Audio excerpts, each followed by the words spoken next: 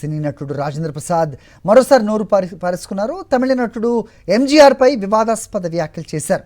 కాంతారావు జానపద చిత్రాలను చూసి ఎంజీఆర్ భయపడిపోయేవారన్నారు. ఈ సందర్భంగా ఎంజీఆర్ను ఉద్దేశించి అసభ్యకరమైన పదజాలాన్ని వాడారు రాజేంద్ర ప్రసాద్.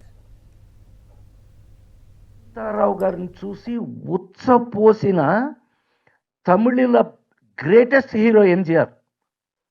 కాంతారావు గారి పేరు అమ్మ బాబోయ్ జానపదాలు.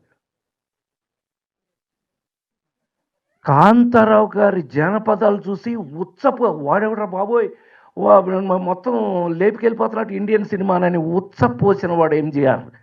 కాంతారావు గారిని చూసి ఉచ్చపోసిన తమిళ గ్రేటెస్ట్ హీరో ఎంజీఆర్. కాంతారావు గారి పేరు అమ్మ బాబోయ్ జానపదాలు.